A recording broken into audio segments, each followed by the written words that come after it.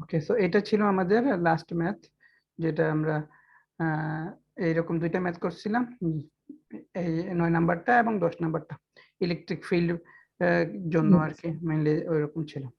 So আজকে আমরা এটাও সেই ইলেকট্রিক ফিল্ড স্ট্রেংথের যে ফর্মুলাটা, সেই ফর্মুলা নিয়েই ম্যাথটা। সো এটা আপনাদেরকে মনে হয় বলছিলাম দেখে নিতে, যদি না বলে থাকি তাহলে এখন বলতেছি, এটা দেখে নেবেন। সেম ওইটা আগেরগুলো থেকে এটা আরো সহজ। সো যেটা যে কঠিন যে দুইটা, সেটা দুইটাই আমরা করছি। সো আচ্ছা, এখন আমরা আজকে নতুন টপিকটা পড়ি, electric flux. So electric flux কি সেটা একটু পড়ি। আচ্ছা, প্রথমে যদি একদম সোজাভাবে বলি, ফ্লাক্স বলতে আমরা কি বুঝি, যে একটা তড়িৎ ক্ষেত্রের মধ্যে আমরা যেটা নির্দিষ্ট এরিয়া বিবেচনা করি, সেই এরিয়ার মধ্যে দিয়ে কি পরিমাণ তড়িৎ বলরেখা পাস করতেছে তার একটা মেজারমেন্ট। ফর এক্সাম্পল, মনে করেন এটা আমাদের একটা তড়িৎ ক্ষেত্র, ঠিক আছে? সো এখানে একটা চার্জ আছে, এই চার্জটা তড়িৎ ক্ষেত্র হচ্ছে এটা, ঠিক আছে? মানে প্লাস একটা চার্জ, তার এই তড়িৎ ক্ষেত্রটা হচ্ছে এটা। এখন আমি যদি বলি যে এই তড়িৎ ক্ষেত্রের একটা নির্দিষ্ট এরিয়াতে, ফর এক্সাম্পল এই এরিয়াটা আমি বিবেচনা করতেছি, এবং এই এরিয়ার মধ্যে দিয়ে কি পরিমাণ তড়িৎ বলরেখা পাস করতেছে। তো যেহেতু এটা প্লাস চার্জ এবং এটা এই চার্জটা তো একটা ফিল্ড তৈরি করবেই, তাহলে এই যে বলরেখাগুলো সেগুলো কি হবে, এই চার্জ থেকে চতুর্দিকে ছড়িয়ে পড়বে। এটাই তো তড়িৎ বলরেখার আমরা বৈশিষ্ট্য পড়ছিলাম, তাই না? মনে আছে? জি স্যার। তাহলে আর ফ্লাক্স আমাকে কি বলবে?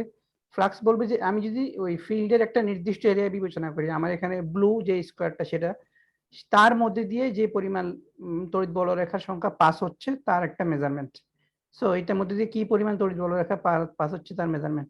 এখন মনে করেন আমার এটা নির্দিষ্ট একটা এরিয়া যদি আমি এ বলি, মনে করেন আমি এ এরিয়াটা ফিক্সড করলাম এখানে, এখন এর মধ্যে দিয়ে তড়িৎ বলরেখার সংখ্যা যদি আমি বেশি পরিমাণে পাই, এর দ্বারা আমি কি বুঝি, যে চার্জটা বেশি পরিমাণে শক্তিশালী, তার মানে তার মধ্যে যে তড়িৎ ক্ষেত্রটা তৈরি হচ্ছে সেটা বেশি পরিমাণে শক্তিশালী। যদি আমি এই তড়িৎ বলরেখার সংখ্যাগুলো কম পাই এখানে, তার মানে কি বোঝাচ্ছে, এই যে চার্জটা আছে সেটা আসলে একটা দুর্বল চার্জ, ওটা থেকে খুব কম পরিমাণে তড়িৎ বলরেখাগুলা ক্রিয়েট হচ্ছে এবং সেটা পাওয়া যাচ্ছে। সেই জন্য যত কম হবে এখানে আমি তত কম পরিমাণে পাবো। তাহলে কি দাঁড়ালো, যে এটার মধ্যে প্রথমে হচ্ছে ফ্লাক্স আমাকে বলতেছে তড়িৎ ক্ষেত্রের কোন একটা নির্দিষ্ট সারফেসের মধ্যে দিয়ে কি পরিমাণ তড়িৎ বলরেখাগুলো পাস করতেছে তার একটা মেজারমেন্ট। ওকে, এবং আবার আমরা বলতে পারি ওই মেজারমেন্ট থেকে আমরা বলতে পারি, যদি আমি একটা নির্দিষ্ট এরিয়াতে তড়িৎ বলরেখার সংখ্যাগুলো খুব বেশি পরিমাণে পাই, দ্যাট মিনস হচ্ছে আমার যে চার্জটা আছে সেই চার্জটা আসলে একটা বড় ধরনের একটা চার্জ, এবং এটা থেকে যে ফিল্ডটা ক্রিয়েট হচ্ছে সে ফিল্ডটা একটা স্ট্রং ফিল্ড। অন্যভাবে বলতে পারি যে এটা যদি আমরা যদি তড়িৎ বলরেখার সংখ্যা কম পাই, তার মানে এই যে চার্জটা সেটা আসলে একটা দুর্বল চার্জ, এবং এটার মধ্যে যেই ফিল্ডটা ক্রিয়েট হচ্ছে সেটাও একটা দুর্বল ফিল্ড। তো এটা হচ্ছে তড়িৎ মানে ফ্লাক্স। ইলেকট্রিক ফ্লাক্সের যদি সংজ্ঞা বলি তাহলে এভাবে বলতে হবে, ঠিক আছে? এবার আসি যে এটা আমরা আসলে কিভাবে মেজার করব, এটা মেজারমেন্টটা আমরা কিভাবে করতে পারি। সো ওকে, প্রথমে হচ্ছে যে ইলেকট্রিক ফ্লাক্সকে আমরা ফাই ই দিয়ে প্রকাশ করি। তো ফাই ইটা হচ্ছে আসলে যে এরিয়াটা আমি ধরবো, মানে আমার সারফেস এরিয়া যেটা যেটা আমি বিবেচনা করতেছি, ওইটার এরিয়া ইনটু হবে ই কস থিটা। ওকে, ই কস থিটা কি সেটা একটু এখানে আলোচনা করি। তো এটা মুছে ফেলি। আচ্ছা, আমার কথা শোনা যাচ্ছে তো? শুনতেছেন তো সবাই? জি স্যার, বলেন। জি স্যার। আচ্ছা, যে কোনো একটা ভেক্টর রাশি যদি আমরা ধরি, যে কোনো একটা ভেক্টর রাশি, মনে করেন ফর এক্সাম্পল পি ধরে নিলাম একটা ভেক্টর রাশি। প্রত্যেকটা ভেক্টর রাশির দুইটা কম্পোনেন্ট থাকে, উপাংশ আর কি, বাংলা আমরা যদি বলি দুইটা উপাংশ থাকে। কে কে কে বলতে পারবেন দুইটা উপাংশের নাম কি? স্যার আনুভূমিক আর লম্ব। ওকে, ভেরি গুড। একটা হচ্ছে আনুভূমিক আর একটা হচ্ছে লম্ব উপাংশ। তো আনুভূমিকটাকে আমরা বলি হরিজন্টাল আর লম্বটাকে বলি ভার্টিক্যাল কম্পোনেন্ট। সো এটা যদি আমার সেই ভেক্টরটা হয় পি ভেক্টর, নরমালি ভেক্টর যার সাথে কোণ করে থাকে সেটা হচ্ছে আমাদের হরিজন্টাল কম্পোনেন্ট, তাই না? আর এছাড়া অন্য যে কম্পোনেন্টটা থাকে সেটা হলো ভার্টিক্যাল কম্পোনেন্ট। তাহলে এই পি ভেক্টরটার হরিজন্টাল কম্পোনেন্ট এটা, আর ভার্টিক্যাল কম্পোনেন্ট হচ্ছে এটা। এখন কে বলতে পারবেন এই হরিজন্টাল কম্পোনেন্টের মান কত হবে?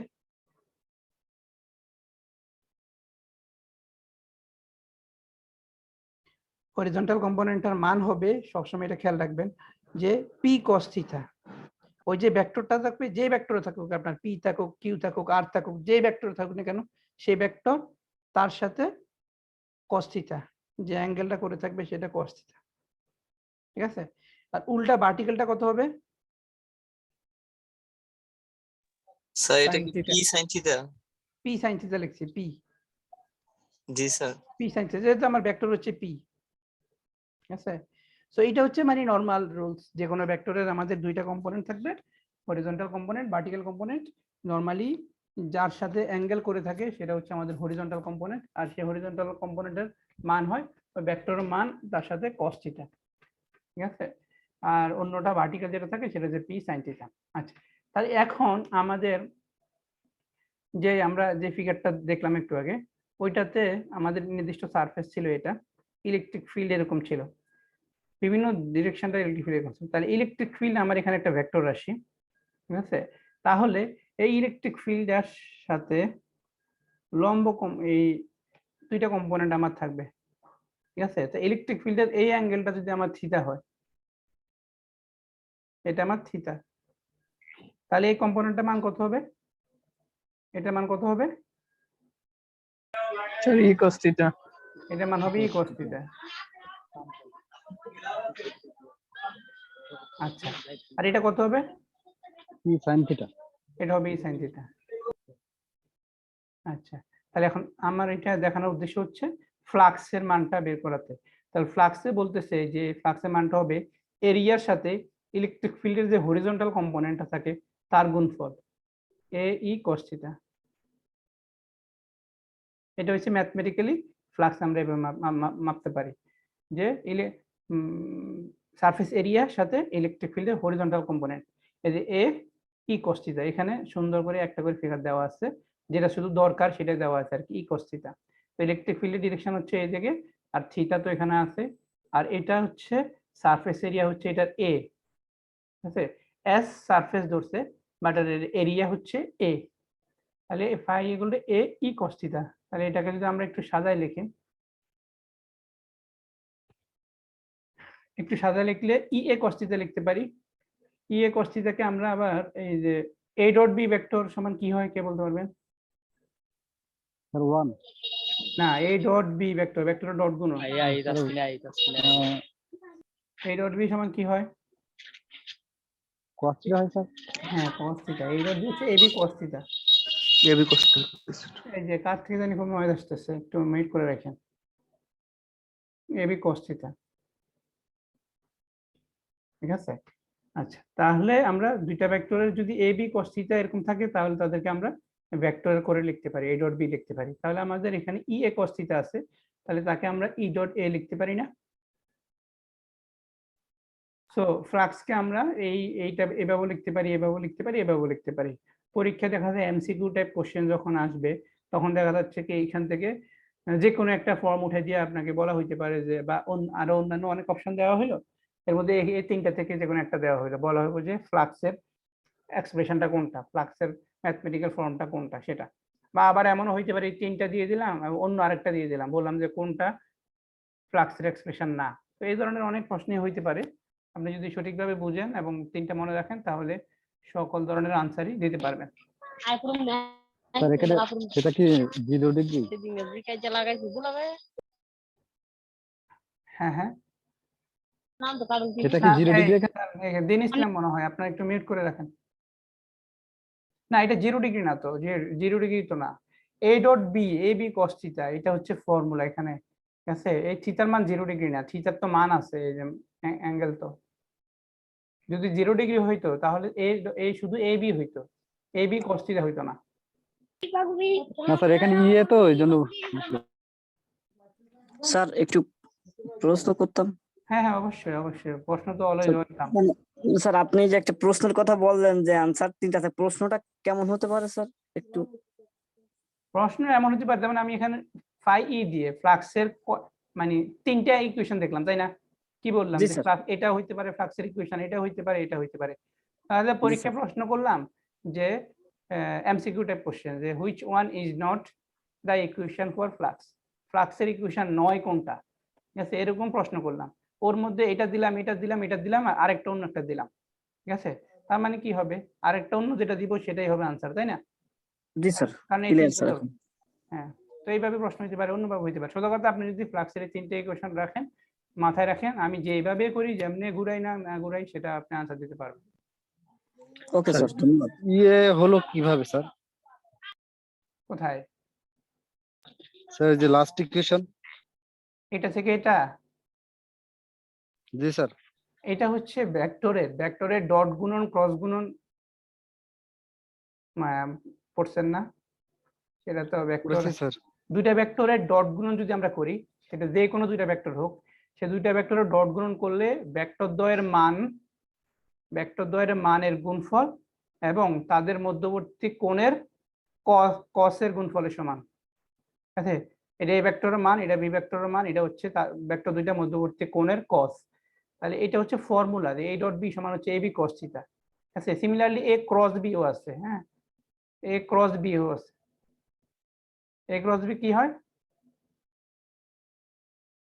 এ ক্রস বি হচ্ছে এ বি সাইন থিটা।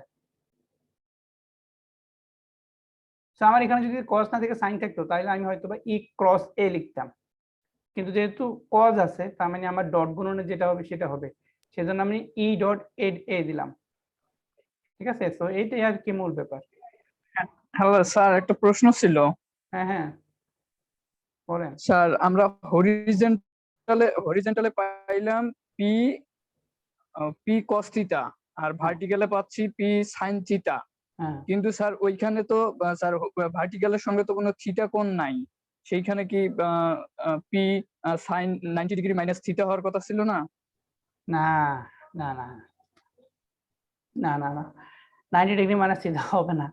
এটা ভেক্টরের যেই কম্পোনেন্টের যে রুল, ভেক্টরের উপাংশ বের করার যে রুলস, সেই রুলসের নিয়মটা হচ্ছে যে প্রথমে হচ্ছে আপনি তো হরিজন্টাল কোনটা সেটা বুঝতে হবে। মনে করেন আমি এমন একটা ফিগার দিলাম, আচ্ছা দাঁড়ান, ভালো প্রশ্ন করছেন, তাহলে এখন দেখাই।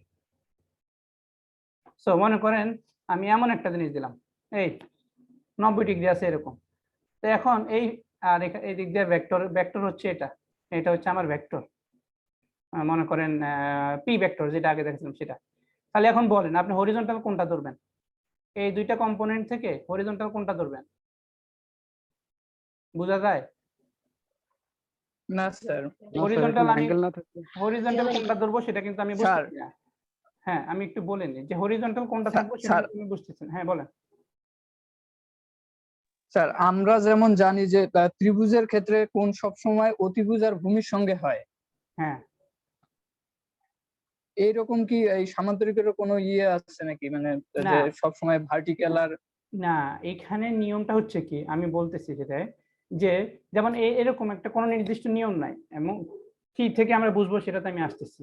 যেমন আমি এরকম একটা ভেক্টর দিলাম পি ভেক্টর, আর তার দুইটা উপাংশ এরকম, তার সাথে লম্ব করে আমি দুই পাশে আঁকলাম। এখন আমার হরিজন্টাল কোনটা ভার্টিক্যাল কোনটা সেটা কিন্তু আমি বুঝতেছি না। আমি কেউ বলতে পারেন স্যার এটা হরিজন্টাল, আবার কেউ বলতেছেন স্যার এটা হরিজন্টাল হইতে পারে, আবার এটার ভার্টিক্যাল বলতে পারেন, এটার ভার্টিক্যাল বলতে পারেন, যদি আমি কোনো ধরনের আর কিছু না দিই। কিন্তু ভেক্টর তো অবশ্যই অ্যাঙ্গেল করে আছে কোনো না কোনো দিকের সাথে। সো যার সাথে অ্যাঙ্গেল করে থাকবে, এর সাথে যদি অ্যাঙ্গেল করে থাকে, যার সাথে অ্যাঙ্গেল করে থাকবে সেটা হবে হরিজন্টাল কম্পোনেন্ট। এটাই সবচেয়ে বড় মনে রাখার কথা, ঠিক আছে? তাহলে এখানে আমার এর সাথে অ্যাঙ্গেল করছে, এটা আমি হরিজন্টাল কম্পোনেন্ট ধরবো। আর যদি বলেন যে স্যার না, আপনি এদিকে অ্যাঙ্গেল ধরেন, জি স্যার, এদিকেও তো মনে আছে যে অ্যাঙ্গেল আছে স্যার। হ্যাঁ অবশ্যই, তাহলে সেক্ষেত্রে এই ক্ষেত্রে যদি আপনি অ্যাঙ্গেল ধরেন থিটা, তাহলে এটা হবে আপনার হরিজন্টাল কম্পোনেন্ট, এটা তখন এটা হয়ে যাবে ভার্টিক্যাল কম্পোনেন্ট, ভার্টিক্যাল, জি স্যার। ঠিক আছে? সো ব্যাপার হচ্ছে যে প্রথমে থিটা যার পাশে আছে সেটাকে হরিজন্টাল ধরবেন, এবং ওই হরিজন্টালটার মান হবে ভেক্টরের মান আর cos থিটা, ঠিক আছে? আর অন্য যেটা থাকবে সেটা ভার্টিক্যাল, সেটা ভেক্টরের মান আর sin থিটা হবে, ঠিক আছে? জি স্যার। ওকে, সো সো আশা করি এটা বোঝা গেছে। এরপরে আসছি যে ওকে, স্যার কস্টটাই উঠে গেল, এটা বুঝলাম না স্যার। বুঝি নাই, কি বললেন? স্যার ওই আগের ইকুয়েশন থেকে যে কস্টটা উঠে গেল, মানে কস্টের কোনো ভ্যালু নেই নাকি এমনিতে এমনিতে উঠে গেল? এটা তো কয়েকবার বললাম, ক্লাস মাত্র জয়েন করছেন? না স্যার, শুনতেছি, বুঝতেছি না বিষয়টা। দুইটা ভেক্টরের ডট গুণন আর ক্রস গুণের সেই ফর্মুলা গুলো একটু দেখেন, ঠিক আছে? এই কোর্সে তো মনে করেন ভেক্টর আমার আলোচনার ব্যাপার না, বুঝছেন না? আমার তো যেমন একটা শুধু সূত্র লাগছে, এই ডট বি ভেক্টরের সূত্রটা। আর আমি যদি সেই সূত্র ব্যাখ্যা করতে যাই তাহলে আমার অনেক সময় নষ্ট হয়ে যাবে, কারণ এটা এই কোর্সে রিলেটেড না, এটা আসলে ম্যাথ কোর্সে রিলেটেড ব্যাপার। আমরা জানি দুইটা ভেক্টরে যখন আমরা ডট গুণ করি সেটা হচ্ছে এ বি cos থিটা হয়, দুইটা ভেক্টর ডট গুণ। আচ্ছা ঠিক আছে, আমি আরো ডিটেলসে দেখাই তাহলে, যেহেতু বারবার কয়েকজনের প্রশ্ন করলে। হ্যাঁ বলেন। ফর্মুলার আগেরটা দিয়ে দিচ্ছেন, এই যে ই ভেক্টর এ ভেক্টর, এটা সূত্র রয়েছে কি ই এ cos বি, এইটা আর কিছু না। এ cos থিটা, জি স্যার, ই এ cos থিটার আগের ফর্ম রয়েছে ই ভেক্টর এ ভেক্টর। এই তো হ্যাঁ, আমরা যেমন A B cos A dot B সমান যেমন এ বি cos থিটা লিখতে পারি, আবার এ বি cos থিটাকেও এ ডট বি লিখতে পারি, তাই না? সেম কথাই তো, জানেন? স্যার উপরের এটা হলো কি আপনার ভ্যালু মান দেয়া আছে, আর ওই মানকে যদি আমরা ভেক্টরে নিই তাহলে কস্টটা চলে যাবে। হ্যাঁ হ্যাঁ, ডট গুণ দিতে হবে, খুব ইম্পর্টেন্ট গুণ হচ্ছে এই আকারে ডট। দিবে। এটা এই ডট যদি না দেন তাহলে হবে না, জি, ঠিক আছে? এই জায়গায় ছোট্ট করে ডট একটা ঠিক আছে, আছে। এই ডট দিতে হবে। স্যার এটা তো ইউনিট না, বুঝতে পারছি। Newton metre square. হ্যাঁ, ফ্লাক্সের একক newton metre square per coulomb, ঠিক আছে? আর কোনো প্রশ্ন আছে এখানে? না স্যার। ওকে, আচ্ছা এবার গাউসেস ল। আচ্ছা so আমরা কয়েকটা সূত্র পড়বো। হ্যাঁ, আমরা এখন পর্যন্ত শুধু কুলম্বস লটা পড়ছি, এই সূত্রগুলা পড়বো, সূত্রগুলা খুব ইম্পর্টেন্ট, পরীক্ষা কোনো না কোনো ভাবে আসবে। তো আগে কুলম্বস ল পড়ছি, এখন গাউসেস ল পড়বো, সামনের দিকে আরো কিছু ফর্মুলা আছে, ওহমস ল আছে, এরকম আছে। তো ব্যাপারগুলো কিছুই না, আমরা এতক্ষণ পর্যন্ত যা আলোচনা করে আসছি না, যেমন বেসিক যেগুলা ইলেকট্রিক ফিল্ড, ইলেকট্রিক ফোর্স, একটু আগে পড়লাম ইলেকট্রিক ফ্লাক্স, এই বেসিক গুলা সম্বন্ধে মোটামুটি ধারণা পাইছি। এখন এগুলার একটার সাথে একটা রিলেটেডই আসলে গিয়া একটার সাথে একটা ফর্মুলা দাঁড়াইছে, ব্যাপারটা এমনই আর কি। যেমন এই গাউসেস লটা দেখেন, সেটা কি বলছে? Gauss's law states that the flux of the electric field E, মানে ফ্লাক্সের মান through in a close surface is equal to 1/epsilon naught times the total electric charge. তো মূল ইকুয়েশনটা হচ্ছে এটা, এটা দিয়ে খেয়াল করেন, এটা কি ফ্লাক্স, ফ্লাক্স কার সমান? কি হচ্ছে টোটাল চার্জ, ঠিক আছে? ওই একটা বডিতে টোটাল চার্জের পরিমাণ, চার্জের সাথে কার গুণ 1/epsilon naught। এপসাইলন নট আমরা কিন্তু কয়েকবার ইউজ করছি, কুলম্বস ল থেকে শুরু করে বারবার ইউজ করা হয়েছে এপসাইলন নট। তারপরে বলি permittivity, permittivity of free space. Permittivity কি বাংলা যদি বলি সেটা হচ্ছে বেদনযোগ্যতা, যার ডেফিনেশন হচ্ছে একটা মাধ্যম তার ভিতর দিয়ে ইলেকট্রিক ফিল্ড কি পরিমাণে পাস করতে পারবে সে ক্ষমতাটা প্রকাশ করে, ঠিক আছে? পারমিটিভিটি যদি বেশি হয়, ইলেকট্রিক ফিল্ডের মানটা বেশি পরিমাণে, ইলেকট্রিক ফিল্ড বেশি পরিমাণে পাস করতে পারবে ওই মিডিয়াম দিয়ে, আর যদি কম হয় তাহলে কম পরিমাণে পাস করতে পারবে। আর যখন শূন্য দিয়ে দেয় এপসাইলন নট শূন্য, সেটা হচ্ছে শূন্য মাধ্যম, শূন্য মাধ্যমের বেদনযোগ্যতা, পারমিটিভিটি অফ ফ্রি স্পেস, ওইটার মান নির্দিষ্ট আছে, এটা যেহেতু কনস্ট্যান্ট এটার মান নির্দিষ্ট আছে। কেউ কি বলতে পারবেন এটার মান কত? জি স্যার। বলেন। Sir 8.8542 into 10 inverse 12। Okay, very good very good. So এটা কুলম্বস লতে আমরা এটা ওই যে 1/4π/ε0, ওইখানে যদি ε0 এর এই মানটা বসাই, যে যেটা বললো সেটা, তাহলে আমরা k সমান 9 × 10⁹ পাই, তাই না? ঠিক আছে। সো আসলে যারা অনেকে আছেন হয়তো বা ক্যাচ করতে পারতে, মানে একটু টাইম লাগতেছে, তাদেরকে আমি বলবো আসলে ওই আগের ক্লাসগুলো যদি রেগুলারিটি মেনটেন না করেন তাহলে আসলে একটু কষ্ট, মানে ক্যাচ করা একটু টাইম লাগবে বেশি। যেমন আপনাদের অনেকেরই হয়তো বা এখন টাইম লাগতেছে ক্যাচ করতে। যেমন এপসাইলন নট, আমি যদি জিজ্ঞেস করতাম যে বলেন তো এপসাইলন নট কি, তাহলে আমার মতে এখানে ম্যাক্সিমামই আপনারা বলতে পারতেন না।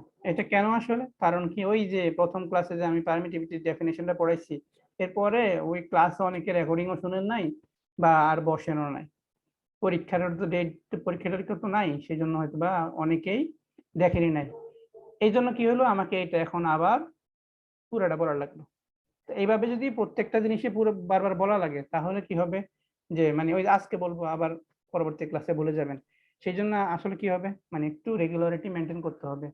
হ্যাঁ, বুঝি যে ব্যস্ত থাকেন, চাকরি বাকরি করেন, কিন্তু তারপরও যেহেতু পড়াশোনা করতেছেন একটু সময় তো দিতেই হবে। এনিওয়ে, সো যদি গাউসেস লটা বলি, কি বলবো, এই ম্যাথমেটিক্যাল এটা থেকে আমি দেখে বলে ফেলবো। হ্যাঁ, আমার মুখস্থ করার দরকার নাই।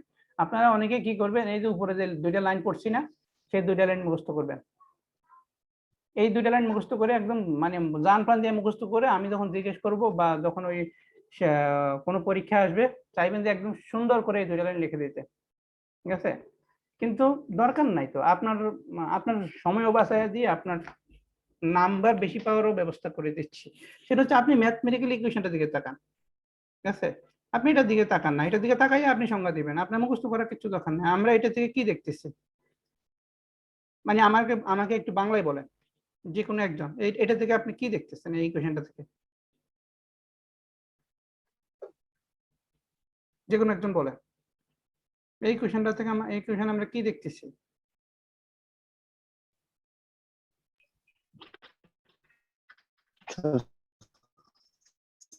চার্জ এবং চার্জ এবং ভেদন যোগ্যতার চার্জ বাড়ে তাহলে না না, এটা না, দেখেন আচ্ছা স্যার, ইলেকট্রিক ফিল্ডের ফ্লাক্স ইকুয়াল টু দ্য হ্যাঁ হ্যাঁ হ্যাঁ ইকুয়াল টু দ্য এটা কি মানে কি চার্জ চার্জ ডিভাইডেড চার্জের সাথে মাল্টিপ্লাই হচ্ছে 1/ε0। এই তো ভেরি গুড। ঠিক আছে, এই যে মোহাম্মদ তারেক যেভাবে বলা শুরু করছে এটাই। আমাকে যদি আমি গাউসেস ল তো আমি জীবনে শুনি নাই।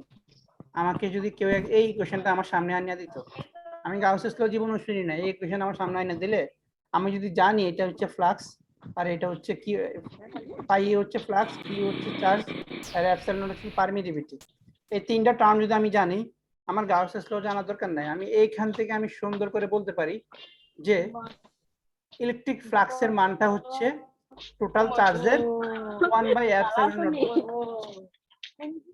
আচ্ছা দিন ইসলাম, আপনার একটু নিরিবিলি জায়গায় গিয়ে ক্লাস করবেন।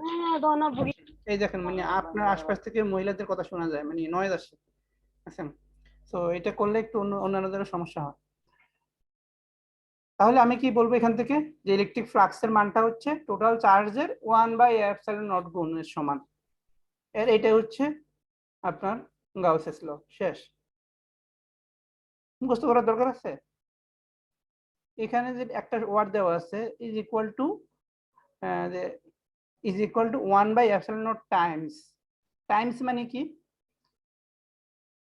টাইমস মানে আসলে গুণ। এত বার না না, গুণ গুণ গুণ, এখানে গুণ। ঠিক আছে, হ্যাঁ টাইমস মানে 12 হয়, বাট এখানে টাইমস অর্থ হলো গুণ। এই টোটাল চার্জটা, এই টোটাল চার্জের 1/ε0 গুণ। ঠিক আছে, তো আপনাদেরকে তো আর ইংলিশে বলবো না, বা ভাইভাতে যদি হয় বা যখন আপনি নিজে লিখবেন তখন আপনার টাইমস লেখার দরকার নাই। আমরা সবাই যদি জানি গুণ হয়েছে মাল্টিপ্লিকেশন, তাই না? গুণ মানে আমরা তো সবাই জানি মাল্টিপ্লিকেশন, টাইমস না জানি কিন্তু মাল্টিপ্লিকেশন সেটা তো জানি। তাহলে মাল্টিপ্লিকেশন লেখেন যে ফ্লাক্সের মান হচ্ছে কিউ 1/ε0 মাল্টিপ্লিকেশন। শেষ। তাহলে এটা হচ্ছে আমাদের গাউসেস ল, মানে মূল যে ফর্মুলাটা সেটা। তারপরে এটাকে আসলে আরো একটু সাজায় টাজায়া আপনার ইন্টিগ্রাল ফর্মে লেখা হয়েছে আর কি। ঠিক আছে, সো ইন্টিগ্রাল ফর্মটা কিছুই না, একটু বলে দিই। সো এটা তো হচ্ছে সাইড চেঞ্জ করলাম, শুধু কোনাকুনি গুণ করলাম, এটা গুণ করলাম, এটা কোনাকুনি গুণ করে এটা পাইলাম। এখানে ফাই ই হচ্ছে ইলেকট্রিক ফ্লাক্স। আচ্ছা, এখন ফাই ই আবার ইডিএস, যেটা আমরা এই যে একটু আগে ফ্লাক্সের যে ডেফিনেশন পড়ে আসলাম, মনে আছে? লাস্ট লাইনটা কি ছিল? এরকম ই রড এ ছিল না লাস্ট লাইন, মনে আছে? যেটা নিয়ে আমরা অনেকক্ষণ কথা বললাম। জি স্যার। জি sir. E vector A vector sir. E vector হ্যাঁ, এখন আমরা Not সারফেস এরিয়া যখন বলি, যে এখানে এ তো হচ্ছে সারফেস, তাই না? Surface area. তো আপনি কোথাও কোথাও সারফেস এরিয়াকে এ দেখবেন, আবার কোথাও কোথাও সারফেস এরিয়াকে এস দেখবেন। একই কথা, যেটাই লিখি না কেন কোনো সমস্যা নাই। তো আমরা ফ্লাক্সের ডেফিনিশনে এ দেখছিলাম, ই এ ছিল ওখানে, এখানে এস লেখা হয়েছে, বাট কোনো ব্যাপার না, আপনি এস ও এ ও লিখতে পারেন। তো আমি এখানে এস দিয়ে এটা মতো করে দেখাচ্ছি। তাহলে ফ্লাক্সের ডেফিনিশন অনুযায়ী আমি লিখতে পারি যে ই ডট এস, ই আর এস সেম কথা, হ্যাঁ দুইটাই সারফেস এরিয়া এস। তো এখন আমরা যদি এস কে যে যে আমার সারফেস এরিয়া আছে সেটাকে যদি আমি ক্ষুদ্র অংশ ডিএস করে ফেলি আর এই ডিএস কে পুরোপুরি ইন্টিগ্রেশন করে ফেলি, তাহলে আমার এটা কি লেখা যায়? কারণ কি আমরা কি জানি যে কোনো কিছুর ক্ষুদ্র অংশকে যখন আমরা ইন্টিগ্রেশন করি তাহলে সেই রেজাল্টটা হয় ওইটার ফুল অংশটা, তাই না? জি স্যার। তাহলে সেক্ষেত্রে এই শুধু এস, এই এস কে আমরা ইন্টিগ্রেশন দিলাম আর ডিএস দিলাম। ওকে, সো তাহলে আমরা ফাই ই সমান কি লিখতে পারি? এই যে ইন্টিগ্রেশন অফ ই ডিএস। এখানে আরেকটা কথা হচ্ছে যে এই যে আমরা যে ইলেকট্রিক ফিল্ড ধরলাম ওই যেটার মধ্যে দিয়ে আসলে ফ্লাক্স বিবেচনা করলাম, এটা কি একটা ক্লোজ সারফেস, তাই না? মানে এটা বদ্ধ ক্লোজ। যখন এরকম ক্লোজ কোনো সারফেস থাকে তখন ওই ইন্টিগ্রেশনের মাঝখানে এরকম একটা গোল সিম্বল দেওয়া হয় যেটাকে ক্লোজ ইন্টিগ্রাল বলে। তাহলে ফাই ই কে আমরা একদম আপডেটেড ভাবে ইন্টিগ্রাল ফর্মে যখন লিখি তখন আমরা এইভাবে লিখতে পারি ফাই ই সমান ক্লোজ ইন্টিগ্রাল অফ ইডিএস। তো এখানে অবশ্যই ভেক্টর রাশি আছে। আগেরটার সাথে যদি মিল করতে চান শুধু কিছুই না এখানে বসাই দিতে হবে, আর কিছুই না। কেউ আবার এ আর এস এর মধ্যে ঝামেলা করতে গিয়ে ভুল করে না। ওকে, তাহলে আমরা ফাই ই সমান ইডিএস এটা লিখলাম, এটা আমরা ফ্লাক্সের যে ডেফিনেশন সেটা সে থেকে লিখলাম। তাহলে এই ফাই এর মানটা যদি আমরা এই ইকুয়েশনে বসাই তাহলে আমরা এরকম পাই। দেখেন মানে ধরা যাচ্ছে কিনা, কোথাও কোনো সমস্যা হইলে আমাকে বলেন। না স্যার, সমস্যা নেই। আর এটা যেটা এটা just integral form of Gauss's ল, ঠিক আছে? সো এটা হচ্ছে জেনারেল ফর্ম, জেনারেল ইকুয়েশন, আর এটা হচ্ছে ইন্টিগ্রাল ফর্ম, দুইটাই পার্থক্য। সো আপনাকে যদি ওই এমসিকিউ টাইপ কোশ্চেন আসতে পারে কোনটা গাউসেস ল ফর্ম, ম্যাথমেটিক্যাল থাকতে পারে, জেনারেল ফর্ম থাকতে পারে, ইন্টিগ্রাল ফর্ম থাকতে পারে, অন্য উল্টাপাল্টা অন্য যে কোনো ফর্ম থাকতে পারে, ওটা থেকে সুন্দর করে বাইসা সঠিক আনসারটা দিতে হবে। তো এটা হচ্ছে আমার গাউসেস ল ইন্টিগ্রাল ফর্ম। আচ্ছা, এখন এই যে 12 নম্বর ম্যাথ, এটা এই গাউসেস ল অ্যাপ্লাই করেই আমাদের করা, বাট এটা আপনারা বাদ দেন। তো এটা আমি বাদ দিচ্ছি, এটা করা লাগবে না, ঠিক আছে? তো 12 নম্বর ম্যাথটা বাদ দিলাম।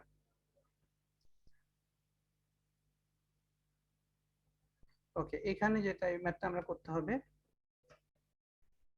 এখানে এই ম্যাথে কি বলা আছে দেখেন, an infinite line of charge produces a field এত নিউটন পার কুলম্ব। তাহলে একটা লাইন অফ চার্জ মনে আছে ওই যে ডিস্ট্রিবিউশন অফ চার্জের মধ্যে লিনিয়ার ডিস্ট্রিবিউশন পড়ছিলাম, লিনিয়ার চার্জ ডিস্ট্রিবিউশন মনে আছে না? প্রথম ক্লাসগুলো থেকে পড়ছিলাম। ওখানে কি ছিল যে একটা লাইনের মধ্যে চার্জগুলো যখন একটা পর একটা এরকম ডিস্ট্রিবিউটেড থাকে সেটাকে আমরা বললাম যে লিনিয়ার চার্জ ডিস্ট্রিবিউশন, মনে আছে? স্যার একটু একটু আছে স্যার। লাইনের মতো করে যখন গুছানো ভাবে একটা পর একটা সাজানো থাকে সেটাকে বলা হয় লিনিয়ার ডিস্ট্রিবিউশন। যখন সারফেসের মধ্যে থাকে এরকম একটা সারফেসের মধ্যে থাকে সেটাকে বলছিলাম সারফেস ডিস্ট্রিবিউশন। তারপরে যখন কিউবের মধ্যে মানে ভলিউমের মধ্যে যখন থাকে তখন সেটাকে বলছিলাম ভলিউম চার্জ ডিস্ট্রিবিউশন, ঠিক আছে? ভলিউমের মধ্যে যখন ছিল তখন সেটাকে ভলিউম চার্জ ডিস্ট্রিবিউশন। আর লিনিয়ার চার্জ ডিস্ট্রিবিউশনের ক্ষেত্রে লিনিয়ার চার্জ ডেনসিটি ছিল, ওইটাকে আমরা কি দিয়ে প্রকাশ করছিলাম? ল্যামডা। আপনারা কেউ মনে ল্যামডা। দুই একজন ছাড়া আমার জি মনে স্যার। হয় না কেউ পড়া রেগুলারিটি মেনটেন করে, বুঝছেন? দুই একজন হয়তো বা একটু রেগুলারিটি মেনটেন করেন। আমি রিকোয়েস্ট করি আপনাদেরকে, বুঝছেন, একটু দেখেন, না হলে কিন্তু মানে আপনারই ক্ষতি হবে আসলে। ওকে, সো লিনিয়ার চার্জ ডেনসিটি ক্ষেত্রে ছিল ল্যামডা, আর সারফেস চার্জ ডেনসিটি ক্ষেত্রে ছিল সিগমা, মনে আছে? আর ভলিউম চার্জ ডেনসিটি ছিল রো। আচ্ছা, যাই হোক, এটা বলার কারণ হচ্ছে এই ম্যাথটা আসলে আমার এই লিনিয়ার চার্জ ডেনসিটির ল্যামডা দিয়ে করতে হবে সেটার জন্য। তাহলে এই ম্যাথে কি বলা আছে যে an infinitive line of charge produces ফিল্ডের মান দেওয়া আছে, দ্যাট মিন্স আমার ইলেকট্রিক ফিল্ড এর মান দেওয়া আছে at a distance of এত মিটারে আমার ফিল্ডের মান দেওয়া আছে। ক্যালকুলেট দ্য লিনিয়ার চার্জ মান বের করতে বলছে। ই দেওয়া আছে, আর দেওয়া আছে, ল্যামডার মান বের করতে হবে। তাহলে ই আর ল্যামডার সাথে সম্পর্ক হচ্ছে ই করলে lambda wise by epsilon naught R. আমরা এই যে এরকম ফর্মুলা ওই যখন লিনিয়ার চার্জ ডেনসিটি ওখানে পড়ছিলাম ওগুলাতে আমরা কুলম্বস ল অ্যাপ্লাই করছিলাম, কুলম্বস ল অ্যাপ্লাই করে ফোর্স বের করছিলাম, ফোর্স বের করে ওটা থেকে ইলেকট্রিক ফিল্ড বের করছিলাম, তখন আমরা এরকম ইকুয়েশন পাইছি। সো এখানে এই ইকুয়েশনটা আমাদের মুখস্থ রাখতে হবে। তাহলে ই সমান তাহলে lambda by 2 pi epsilon naught R হয়। তাহলে ল্যামডার মান বের করতে হবে, একটু আর আর গুণ করলাম। তো এখানে তো আমার এই তিনটাই কনস্ট্যান্ট, আর এর মান দেওয়া আছে উপরে আর ইর মানও দেওয়া আছে, তো এগুলা বসাই দিলে আমার ম্যাথটা হয়ে যাচ্ছে।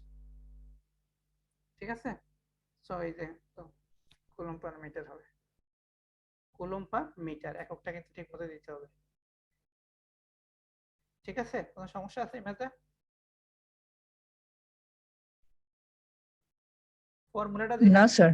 ফর্মুলাটা তো মনে রাখলে হয়েছে, আর ফর্মুলাটাও আমাদের আলোচনা হয়েছে আগে যখন ওই যে চার্জ ডিস্ট্রিবিউশন গুলো পড়ছিলাম, ওখানে আলোচনা করা আছে। ওখান থেকে দেখে আসবেন, দেখবেন যে ফর্মুলাও ঠিক আছে। এনিওয়ে সো স্যার একটু স্যার, হ্যাঁ স্যার এপসাইলন নটের মান তো 8.85 স্যার এখানে। এই যে এখানে বসানোই আছে 8.85 ইনটু 10⁻12। এই যে এটা আর এর মান স্যার, এটা আর এর মান তো 1.9।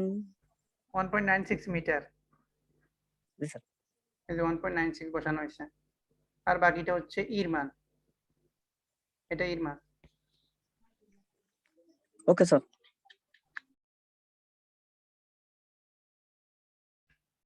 ওকে, আচ্ছা এই ম্যাথ ওই সেম ফর্মুলা দিয়ে দেখেন, এইগুলো lambda by 2 pi epsilon naught R. এখানে যেটা করতে হবে, এটা আগেরটার থেকে একটা স্টেপ বেশি আছে আর কি এখানে, বাট ম্যাথটা পুরোপুরি সহজ। A plastic rod whose length is এত, একটা রড দেওয়া আছে তার লেন্থ হচ্ছে এটা। তো লিনিয়ার চার্জ ডিস্ট্রিবিউশনের ব্যাপার এখানে, একটা প্লাস্টিক রড যার হচ্ছে এরকম ডিসটেন্স দেওয়া আছে, দ্যাট মিন্স আমাদের এল মনে আছে, লেন্থ আমরা ক্যাপিটাল এল পড়ছিলাম ওইখানে 220 centimetre.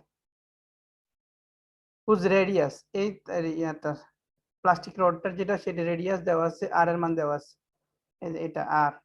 Caries a negative charge Q of magnitude এত, একটা নেগেটিভ চার্জ মানে চার্জের মান দেওয়া আছে 3.8 ইনটু 10⁻7 কুলম্ব। এল দেওয়া আছে, আর দেওয়া আছে, কিউ দেওয়া আছে। ওকে, কি বের করতে হবে? What is the electric field near the mid point of the rod at A point on it's surface. Electric ফিল্ডের মান বের করতে হবে। What is the electric field, electric ফিল্ডের মান বের করতে হবে, ইর মান বের করতে হবে। ঠিক আছে, সো তাহলে এখন ই সমান আমরা আগের ম্যাথটাতেই জাস্ট একটু আগের মধ্যে ই সমান lambda by 2 pi epsilon naught r, এটা জানি তাই না? এই যে ই সমান lambda by 2 pi epsilon naught r, কিন্তু আমাদের এই ম্যাথে তো আর দেওয়া আছে, ঠিক আছে, এই যে আর দেওয়া আছে, তো ল্যামডা তো দেওয়া নাই। তাহলে এখন কি করতে হবে? ল্যামডার মান বের করে নিয়ে আসতে হবে। আর ল্যামডা হচ্ছে linear charge density. Linear charge density definition কি এবার বলেন? সব এগুলো সব আগে পড়ানো, সবকিছু পড়ানো। Charge per unit length, linear charge density, charge per unit length, তাহলে কিউ বাই এল অ্যাকচুয়ালি। ঠিক আছে, এটা ছিল লিনিয়ার চার্জ ডেনসিটির definition, Q by L, charge per unit length. তাহলে এখানে এখন আমাদের কিউ আছে, এল ও আছে, তাহলে কিউ আর এল এর মান বসাবো, ল্যামডা পেয়ে যাব। তাহলে তো হয়েছে, এখানে বসানোর পরে আমাদের ম্যাথটা হয়ে যাবে। এই দেখেন কিউর মান বের করা হয়েছে, কিউর মান বের করে পরে এরপরে 1 নাম্বার ইকুয়েশনে সবগুলা মান বসাই দিয়ে বের করা হয়। ঠিক আছে, জি স্যার। জি স্যার।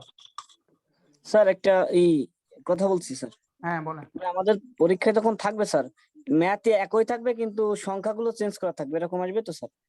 হ্যাঁ, মানে ম্যাথের ফর্মুলা অনুযায়ী বসালে হয়ে যাবে তাই তো স্যার? ফর্মুলা ঠিক থাকবে, সোজা কথা, এই ফর্মুলার মধ্যেই অঙ্ক আসবে। ঠিক আছে, এখন দেখা যাচ্ছে যে এখানকার কথাবার্তাগুলো একটু এদিক সেদিক হইতে পারে, কিন্তু একটু গ্যারান্টি যে আপনি এই ফর্মুলা দিয়েই ম্যাথ আসবে, ব্যাপারটা এরকম আর কি। ঠিক আছে, জি স্যার। আচ্ছা, সো এটা হচ্ছে কুলম্বস ল। আমরা গাউসেস ল থেকে কুলম্বস লটা বের করতে পারি সেটা। সো এটা আপনারা দেখতে পারেন, আমি এখানে পড়াচ্ছি না, সেম জিনিস ঘুরে ফিরে এসে রাখি। যে কুলম্বস ল আর গাউসেস ল ভালো করে জানে তার জন্য এটা ব্যাপার না। যাই হোক, anyway, আমি এটা পড়ছি না। আমরা যেটা করব, এই অ্যাপ্লিকেশন অফ গাউসেস ল এটাও বাদ দিলাম। সো আপনারা কিন্তু, আমি যাগুলো একটু বাদ দিচ্ছি এগুলো একটু খেয়াল রাখতে হবে, হ্যাঁ। গাউসেস ল, কুলম্বস ল থেকে গাউসেস ল, সেটা অ্যাপ্লিকেশন গুলো বাদ দিলাম। গাউসেস ল অ্যাপ্লিকেশন লিস্ট আমি এখানে পড়াচ্ছি। এই ম্যাথটা ওইটাকে যেটা করে আসছি সেটা ডাবল দেওয়া আছে। তো এই দুইটা একটু আগে আমরা করে আসলাম। তো এই দুইটা অ্যাকচুয়ালি বাদ, ঠিক আছে।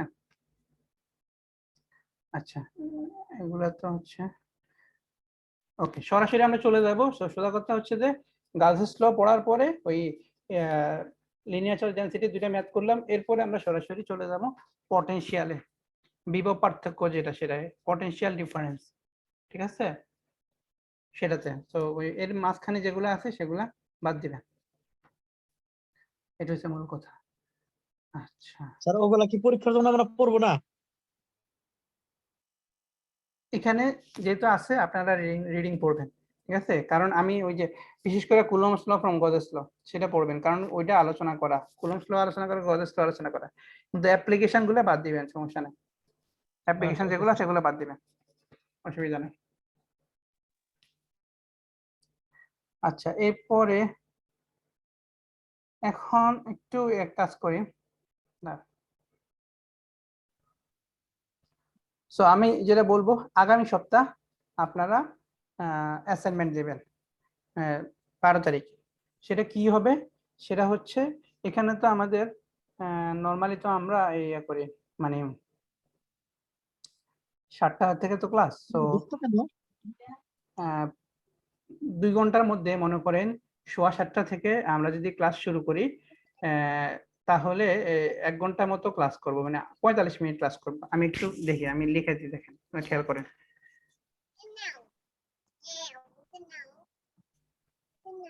আমি ক্লাসরুমে দিয়ে দিব, তারপরে এখন আপনাদের সাথে সেটা ফিক্সড করে নিচ্ছি আর কি। দাদা তুমি দাদু কাছে দাও গা, এমন করে নিয়ে যাবা। মঞ্জুর ভাই হ্যাঁ, মাইক অফ করেন।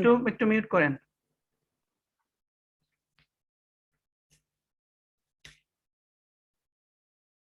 তারপরে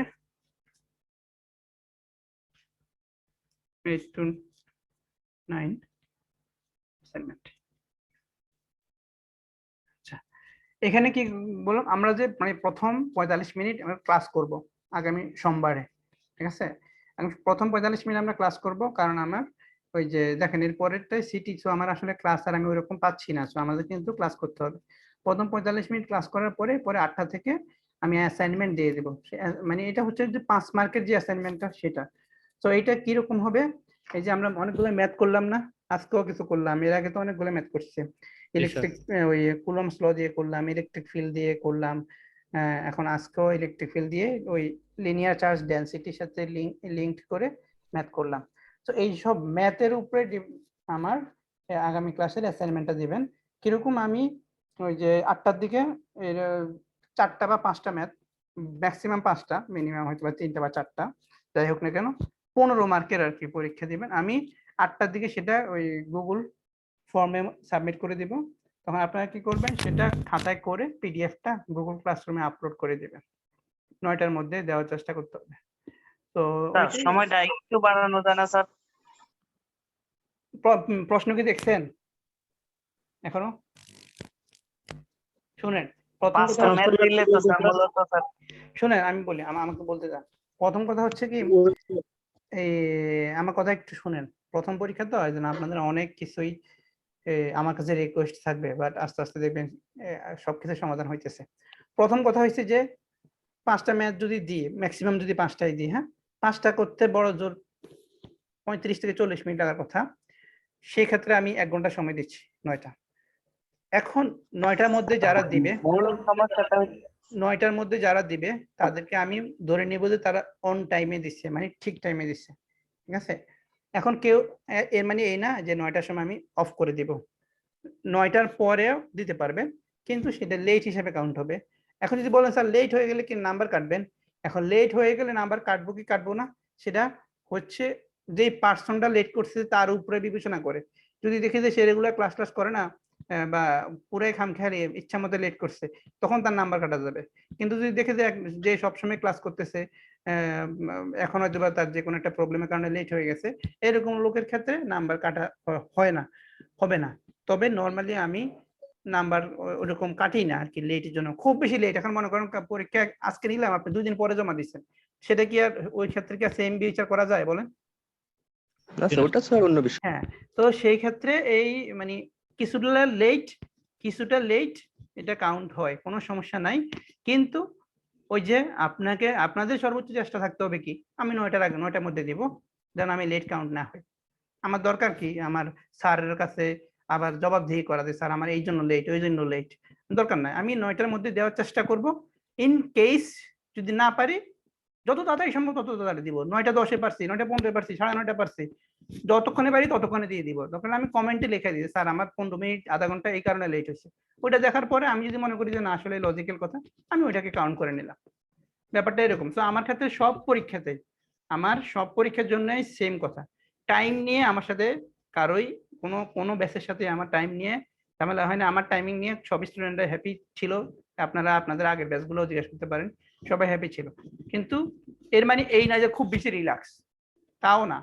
আপনি টাইম মতো দেওয়ার সর্বোচ্চ চেষ্টা করবেন। এখন দেখেন এখানে আমি কিন্তু জানি এই যে আপনাদের ক্লাসে এখন আপনারা 25 জন আছেন, এখানে কিন্তু আমি ম্যাক্সিমাম জানি যে এখানে কারা কারা ক্লাস করে, কারা কারা খুব রেগুলার। ঠিক আছে, এই যেমন দিন ইসলাম বা আলমগীর, এরা যারা, আরো কয়েকজন আছে, 2 জনের নাম বললাম। যেমন এখন এই একজনের যদি হঠাৎ করে ওই দিন ইন্টারনেট চলে যায়, 10টার দিকে সাবমিট করলো, ঠিক আছে, তাহলে সে যদি আমাকে বলে যে স্যার আমার কারেন্ট চলে গেছে, স্যার ইন্টারনেট চলে গেছে, এই জন্য আমার 1 ঘন্টা লেট, আমি এটাই বিশ্বাস করব। ঠিক আছে, অ্যাটলিস্ট সহজে বিশ্বাস করব। কিন্তু এই আপনাদের ক্লাসে তো শুধু এই 25 জন না, প্রায় 30 জন, আরো বেশি, তাই না? এখন এমনও ওই অ্যাটেন্ডেন্স কল করার সময় দেখবেন এমনও আছে যে একদিনও ক্লাস করে নাই। সেই লোক এসে যদি আমাকে 1 ঘন্টা পরে জমা দিয়ে বলে স্যার আমি তো লেট করে ফেলছি, আমার এটা কাউন্ট করেন, তাহলে বিচারটা কি একরকম আশা করা যায়? তাহলে এইখানকার মূল ব্যাপারে হইছে এখন এটা। তো এখানে মানে কাটখোট্টা আনসার দেওয়া যায় না। লেট হইলে নাম্বার কাটা যাবে না, আবার লেট হইলে নাম্বার কাটা যাবেই, এইভাবে বলা যাবে না, বলাটা মুশকিল। ঠিক আছে, এটা পার্সন টু পার্সন ভ্যারি করে, প্রবলেমের উপরও ভ্যারি করে, যে কার কি ধরনের প্রবলেম হয়েছে তার উপরও ভ্যারি করে, এগুলোর উপর ভ্যারি করে নাম্বার কাটা যাবে কি যাবে না ওইটার উপর ডিপেন্ড করে। ঠিক আছে, এটা হচ্ছে মূল কথা। কিন্তু সব কথার উপরে কথা হচ্ছে যে আমার তো পরীক্ষা, আমার একটা নির্দিষ্ট টাইম ফলো করতে হবে, তাই না? আমার টাইম হচ্ছে 8টা থেকে 9টা, এটা আমার টাইম। এবং এর মধ্যে যারা দিবে তারা একদম কোনো কোশ্চেন আছে, মানে এখানে কোনো কোশ্চেনই থাকবে না ওদের পরীক্ষা নিয়ে, ওরা অন টাইম। এটা হচ্ছে আমার টাইম। এখন বাকিটা আপনারা সর্বোচ্চ চেষ্টা করতে হবে। তো এইটা হচ্ছে আমার যে কোনো পরীক্ষার ক্ষেত্রে সেম কথাবার্তা। ঠিক আছে, অন্যান্য পরীক্ষায় আর সেম কথা বললেন না যে স্যার সময়টা বাড়াই দেন, স্যার এই লেট হয়ে গেছে, স্যার এটা আমার এটা কাউন্ট করেন, এই করেন সেই করেন, তো এগুলো বলার দরকার নাই। ওই কমেন্টে লিখে দিবেন। আর আমি তো বললামই, কখনোই এমন হবে না যে সময় শেষ হয়ে গেছে, আপনি আপনার একটা লজিক্যাল কারণে আপনি সাবমিট করতে পারেন নাই দেখে সময় শেষ আর পারতে আসছেন না, তা হবে না। খোলা থাকবে, আপনি সাবমিট করতে পারবেন। বুঝা গেছে আমার কথা বলতে? জি স্যার, বুঝতে পারছি। এটা কি আমাদের 5 মার্কসের অ্যাসাইনমেন্ট সেটা? হ্যাঁ, এটা হচ্ছে আমাদের 5 মার্কের যে অ্যাসাইনমেন্টটা, সেটা ইন্ডিভিজুয়াল অ্যাসাইনমেন্ট যেটা সেটা। স্যার এরপরে এই যে 26 তারিখে আপনি সিটি1 লেখা রাখছেন। হ্যাঁ, বলতেছি। সো এটা তো আমাদের আগামী সপ্তাহে, আগামী সোমবারে আমাদের এই অ্যাসাইনমেন্টটা গেল, যেটা আমরা প্রথমে ক্লাস করব, পরে অ্যাসাইনমেন্টটা করব। 5 মার্কে 15 মার্কের পরীক্ষা হবে, 5 আমি কনভার্ট করে নিব। পরবর্তী ক্লাস যেটা হয় আমাদের মিড টার্মের আগে লাস্ট ক্লাস, ওখানে আমরা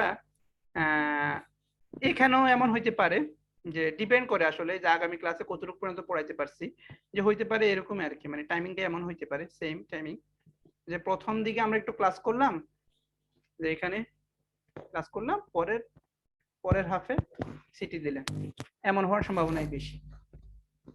ঠিক আছে, তো এখানকার ডিপেন্ড করে আমাদের ওই আগামী ক্লাসে কতটুকু কি পড়াইতে পারবো, মিডের সিলেবাস কভার হয়েছে কিনা, এগুলোর উপর ডিপেন্ড করবে যে 23 তারিখে আমাদের কতটুকু পড়াবো বা সিটিটা কখন শুরু হবে। তো সেটা আমরা আগামী ক্লাসে দেখতে পারবো। মিড পরীক্ষা 29 তারিখ থেকে না? হ্যাঁ, 29 তারিখ থেকে। স্যার অ্যাসাইনমেন্ট কি শুধু এই যে সিটি তো সিলেবাসটা মনে বড় হয়ে যাবে তারপরে। সিটি মানে সিটি যে নিবেন ওইটা সিলেবাসটা কি, যে যতটুকু ক্লাস ওই পর্যন্ত নাকি কমাই দিবেন? আগামী ক্লাসে বলি সিটির কথাবার্তা, যতটুকু পড়াবো ততটুকু, কিন্তু সিটিতে শর্ট কোশ্চেন টাইপ নিব, এমসিকিউ টাইপ কোশ্চেন নেওয়ার সম্ভাবনা বেশি। ওইটা মানে এই সিটিটা 3টা সিটির মধ্যে সবচেয়ে সহজ সিটি। জি স্যার বুঝতে পারছি, এমসিকিউ মানে টাইপ না কোশ্চেন। সিটিটা আগে নিয়ে নিতেন সেটা বুঝছিলাম। সিটি আগে নিলে এখানে একটা অসুবিধা, আপনাদের অসুবিধা কি অসুবিধা জানেন? আমি সিটি নিলে আপনি একটা কোশ্চেনের ধারণা পাইবেন, যে পুরো যতটুকু পড়াবো কোশ্চেন ধারণা পাবেন, যেটা আপনার মিডে অনেক হেল্প করবে, এবং এই সিটি থেকে মিডে অনেক কোশ্চেন আসতেও পারে, ঠিক আছে?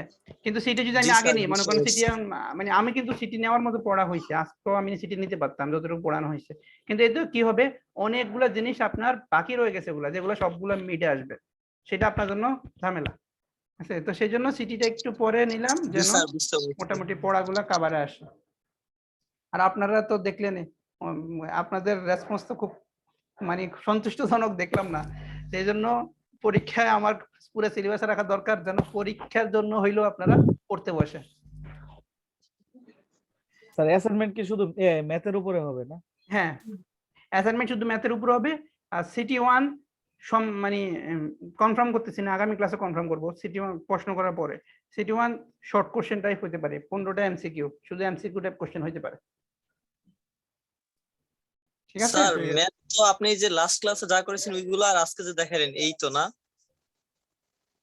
আপনি ম্যাথ যা তো 3 পড়াইছি দিন তা দেখে করাইছে নেবেন। টোটাল। স্যার ম্যাথ যতগুলো করাইছেন সব ধরে রাখতে হবে স্যার আমাদের মনে। কোন দিন কি করাইছি স্যার, সেটা তো এখন আর বলতে পারবো না, আমি আমার যতটা পড়াইছি ততগুলা। জি স্যার মোট কথা হলো স্যার আমরা স্যার দেখে আজকের নিব। ক্লাস ওই পর্যন্ত ম্যাথগুলো যতগুলো ম্যাথ করেছেন হ্যাঁ, ততগুলো ম্যাথ। এটাই কথা, সব পরীক্ষায় হচ্ছে এর আগের দিনকার ক্লাস পর্যন্ত, ঠিক আছে? জি স্যার বুঝছি স্যার। Okay sir. ওকে, তাহলে এখন এটা গেল, তাহলে এটা আমি গুগল ক্লাসরুমে দিয়ে দেবো, এটা আমি ফাইনাল করে ফেললাম, যে এটা ফাইনাল।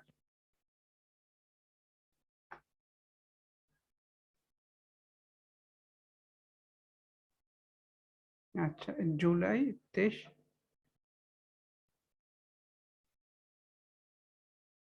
ওকে,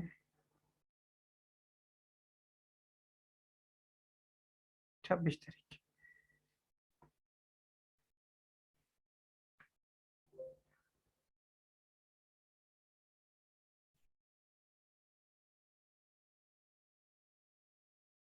আচ্ছা, সো আমাদের আজকের এই টপিকটা পড়বো আমরা, এরপরে দেখি কতটুকু পটেনশিয়াল ডিফারেন্স আর ইলেকট্রিক পটেনশিয়াল, মানে বিভব পার্থক্য আর বিভব, এই দুটো বলতে কি বুঝি? কারণ আপনাদের কি কম বেশ আইডিয়া আছে বিভব পার্থক্য বলতে কি বুঝি, বা বিভব হুম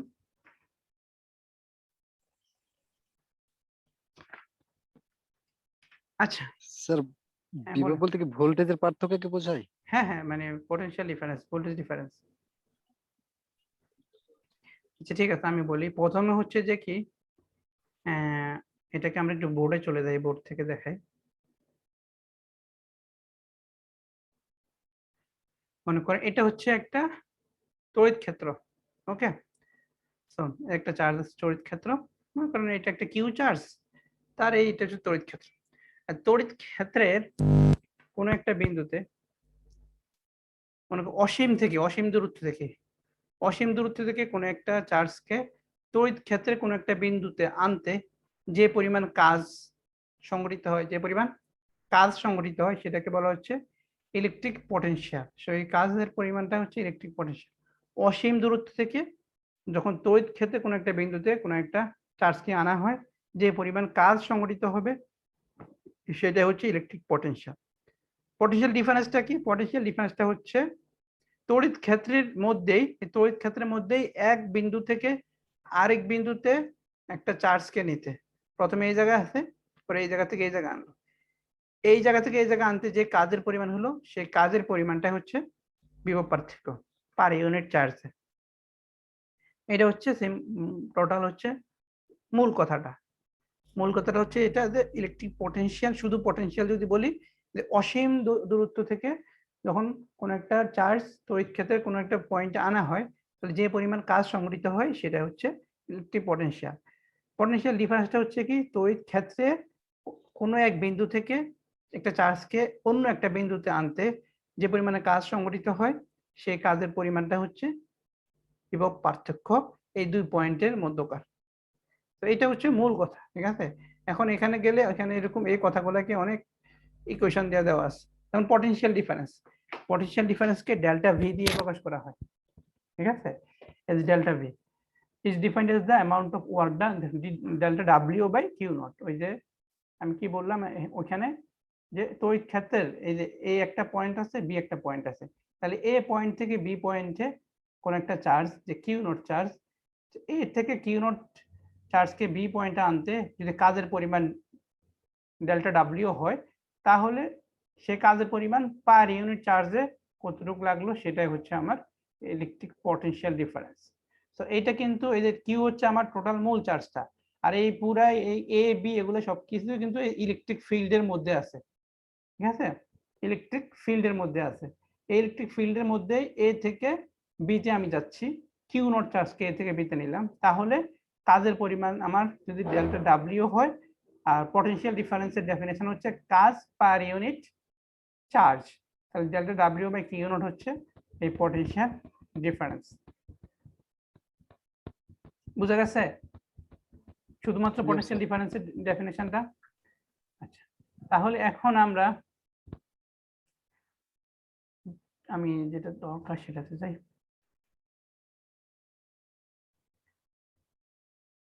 ওকে, সো এখন আমরা এটা থেকে আমরা একটু সামনে অগ্রসর হব। ওই যে আমি আপনাদের আগে বলছিলাম যে আমাদের টার্গেট হচ্ছে যে পটেনশিয়ালের জন্য ওই যে কুলম্বস লর মতো করে একটা ইকুয়েশন পাওয়া, এরকম 1/4πε0 এরকম করে একটা ইকুয়েশন পটেনশিয়ালের জন্য পাওয়া। আমরা তো ফোর্স পাইছিলাম, তারপরে ইলেকট্রিক ফিল্ড স্ট্রেংথ সেটাও পাইছিলাম, যেটা দিয়ে আমরা ম্যাথ করছিলাম। এখন এই পটেনশিয়ালটাকে আমরা ওই রকম ভাবে পাইতে চাই, ঠিক আছে। তাহলে এটাকে একটু ভাঙায় লিখতে হবে আর কি, যেন আমরা ফাইনালি গিয়ে এরকম পাওয়া যায়। তো সেটার জন্য কি করতে হবে, এখানে আমরা এখন ডেল্টা ডাব্লিউ যেটা সেটার একটা মান বসাতে হবে। ডাব্লিউ মানে কি? কাজ। কাজের ডেফিনিশন কি কেউ বলতে পারবেন?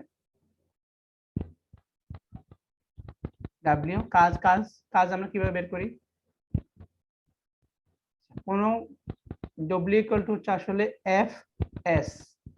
এফএস স্যার, ফোর্সের সাথে যদি আপনি সরণ গুণ করেন, সরণের হ্যাঁ পরিবর্তন, হ্যাঁ সরণের সাথে যদি আপনি বলের গুণ করেন তাহলে আমরা কাজ পাই, ঠিক আছে। W equal to F S. তাহলে এখন এখানে আমাদের এসটা কোথা, মানে দূরত্ব যেটা সেটা আসলে আমাদের এইটুক। এখানে আমরা এস না বলে সেটাকে আমরা আর বলতেছি, তাহলে আমাদের ক্ষেত্রে ডাব্লিউ ইকুয়াল টু, এই ক্ষেত্রে ডাব্লিউ ইকুয়াল টু আসলে এফ আর হবে, ঠিক আছে, এফ আর হবে। এখন ওই যে আগেও যেরকম দেখাইছিলাম যে আর যদি থাকে, এটাকে যদি আমি ডি আর করে দিই আর এই পুরোটা ইন্টিগ্রেশন দিয়ে দিই, তাহলে আমার সেম কথা, তাই না? জি স্যার। তাহলে এই ডি আর কে আমি ইন্টিগ্রেশন করে দিলাম, আর ইন্টিগ্রেশনের লিমিট আমি দিয়ে দেব এই যে এ থেকে বি তে। এই যে আমি এ থেকে বি তে হচ্ছে আমার আর এর লিমিট। তাহলে ডাব্লিউ কে আমরা আসলে আলটিমেটলি এভাবে লিখতে পারি আমাদের এই বিবেচনায়, ঠিক আছে। তাহলে এফ এস আমরা জানি, সেটা আমাদের ক্ষেত্রে আমরা এফ আর লিখলাম প্রথমে, আর লেখার পরে সেটাকে আর কে ডি আর করে দিয়ে ইন্টিগ্রেশন সিম্বলটা অ্যাড করে দিলাম। তাহলে আমরা এই ডাব্লিউ সমান এফ ডি আর পাইলাম, ঠিক আছে। এখন এখানে দুইটা কাজ করা যায়, এফ এর সরাসরি মান বসাইতে পারি, অথবা এফ এর সাথে ইলেকট্রিক ফিল্ডের যে রিলেশন সেটা ইউজ করতে পারি, এরপরে ইলেকট্রিক ফিল্ডের মানটা বসাতে পারি। তো আমরা এখানে যেভাবে করা আছে সেটাই ফলো করি। সো ডাব্লিউ হচ্ছে কি আমার এ থেকে বি তে এফ ডি আর, যেটা এখানে দেখাইলাম। এরপরে হচ্ছে এফ, এফ সমান কিউ নট ই। মনে আছে যে আমরা ইলেকট্রিক ফিল্ড স্ট্রেংথের যে ডেফিনেশন পড়ছিলাম, ফোর্স পার ইউনিট চার্জ,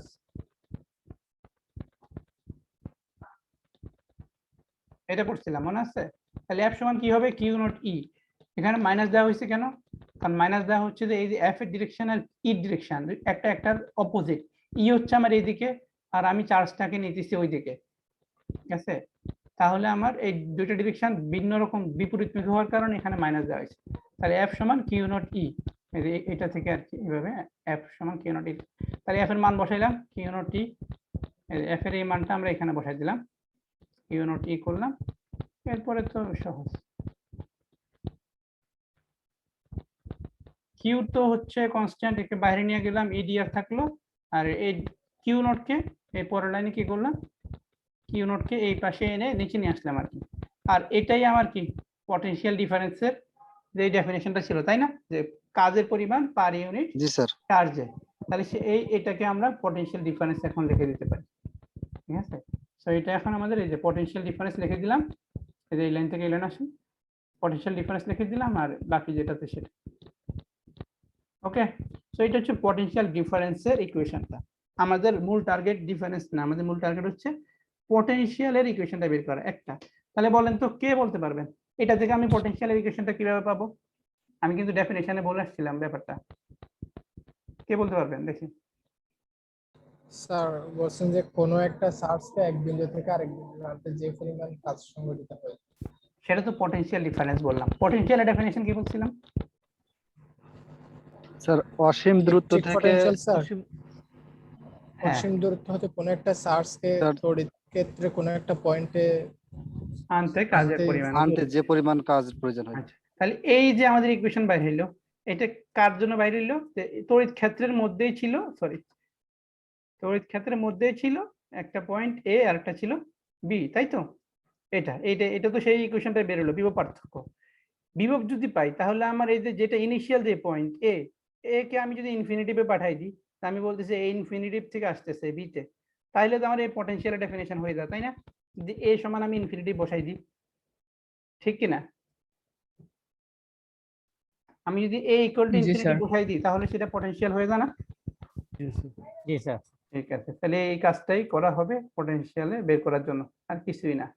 এই দেখেন, দেখছেন এখানে এই এর জায়গায় ইনফিনিটিভ বসাই দেওয়া হইলো, আর ইনফিনিটিভে পটেনশিয়ালের মান ভি এ যেটা সেটা শূন্য হয়ে যাবে। আর তো আপনাদের কাজ হচ্ছে শুধু ওই আগের ইকুয়েশনটাতে এ মানে এটা লিখবেন সরাসরি। তো এটা থেকে এটা হচ্ছে, তো এখানে ভিভি, তো তো এখানে ভিভি দিতে পারেন, সমস্যা নাই। আর ইনফিনিটিভ, মোস্ট ইম্পর্টেন্ট হচ্ছে ইনফিনিটিভ সিম্বলটা। দেখেন বোঝা গেছে কিনা? কেউ যদি না বুঝেন তাহলে বলেন। এখানে না যদি পুরোপুরিও না বুঝেন, আপনি মানে এটা একদম ডিটেলসে করা আছে, তো আপনি যদি নিজে দেখে দেখে শুধু একবার লিখেন, দেখবেন যে আপনার পুরো ক্লিয়ার হয়ে গেছে। এমন না তখন ক্লিয়ার না হলে আপনি পরবর্তী ক্লাসে স্ট্রংলি আমাকে বলতে পারবেন যে স্যার এই তাহলে স্যার নিচে ইনফিনিটি উপরে আর আসলো কি যে? উপরে আর আর হচ্ছে এখানে ওই যে বি যে দূরত্বটা, মানে ব্যাপারটা কিরকম ছিল যে প্রথমে আমরা বলতেছিলাম যে এ থেকে বিতে আনলো, তাই না? আমার চার্জ হচ্ছে এখানে, এই চার্জটার জন্য এই ফিল্ডটা ক্রিয়েট হয়েছে। তাহলে এ থেকে বিতে আনলাম, যেটা ছিল আমাদের পটেনশিয়াল ডিফারেন্সের, ঠিক আছে।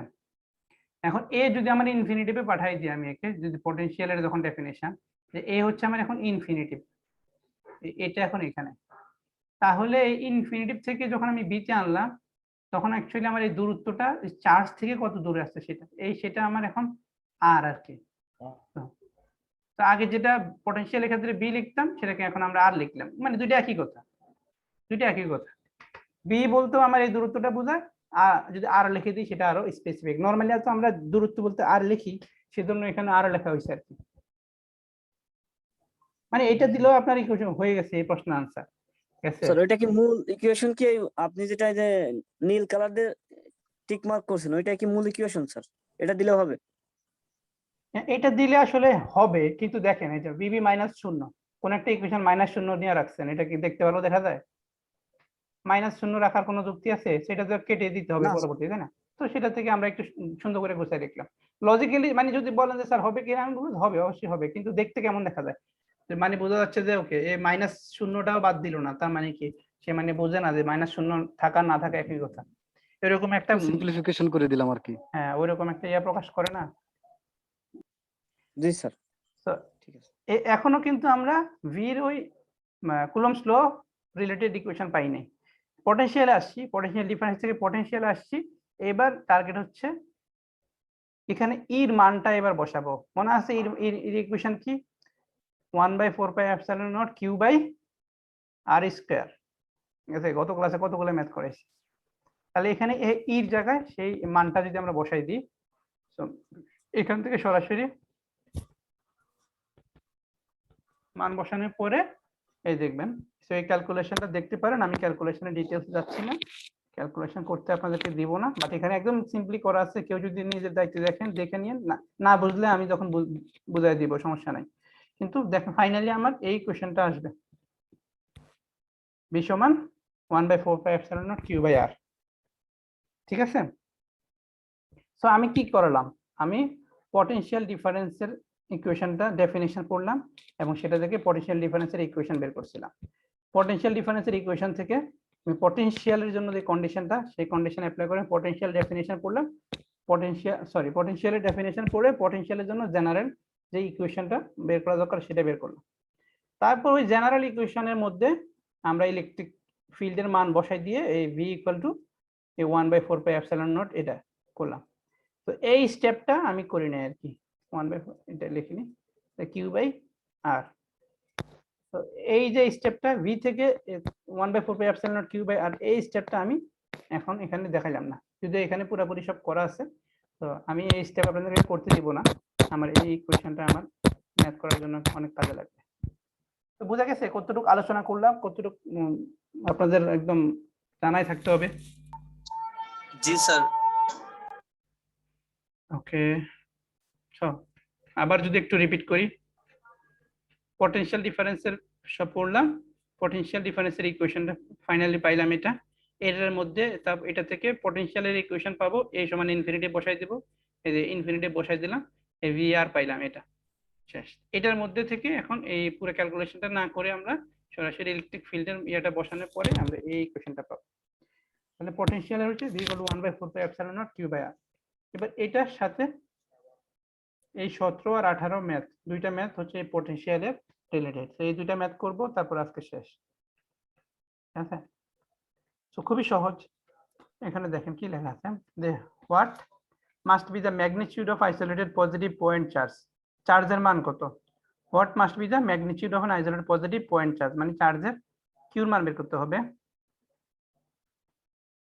For an electrical potential at এত সেন্টিমিটার, মানে r, from the charge to be এত ভোল্ট। সো পটেনশিয়াল, ভোল্ট মানে কি, আসলে পটেনশিয়াল দেওয়া আছে, ভোল্টেজ দেওয়া আছে, ডিসটেন্স দেওয়া আছে, চার্জের মান বের করতে হবে, তাই না ম্যাথটাতে? জি স্যার। তাহলে এটা খুব পটেনশিয়াল দেওয়া আছে, মানে আপনি পটেনশিয়ালের ইকুয়েশনটা লিখবেন v = 1/4πε0 q/r। সেখানে এটা না লিখে কেউ লিখতে পারেন, কিন্তু আমি আপনাদেরকে বলছি যে যখন মানে 1/4πε0 লেখাটাই আসলে ভালো দেখা যায়, তবে কে লিখলেও হবে, কোনো সমস্যা নাই। তাহলে এটা যখন আমরা করব, এখান থেকে তো ইজি ম্যাথ, তাই না? কিউর মান বের করতে হবে, তো কিউ কে আসলে বাম পাশে নিয়ে গেলাম আর কি, আড়াআড়ি গুণ করে। আর তো পটেনশিয়ালের মানও আছে, আর এর মানও আছে, আর এই যে পুরোটার মান তো হচ্ছে 9 × 10⁹। করানোর পরে যেটা আসবে সেটাই সহজ, না? জি স্যার। জি স্যার। ঠিক আছে, এরপরে দেখেন এই ম্যাথটা একটু পরীক্ষার ভিতরে তো কোনো ইকুয়েশন দিবেন না। হ্যাঁ, পরীক্ষার ভিতরে তো কোনো ইকুয়েশন থাকবে না। অ্যাসাইনমেন্টে শুধু তো ম্যাথই, ইকুয়েশন থাকবে স্যার? ইকুয়েশন থাকবে না বলতে কি বোঝাচ্ছেন? মানে অ্যাসাইনমেন্টে না না, অ্যাসাইনমেন্ট শুধু স্যার ম্যাথ অ্যাসাইনমেন্টে দিবে। শুধু ম্যাথের কথা বলছি। ঠিক আছে, আচ্ছা, এই ম্যাথটা দেখে একটু পড়ে দেখেন তো সবাই, কে কি বুঝছেন এবং করতে পারবেন কিনা, কোনো আইডিয়া আছে কিনা একটু দেখেন।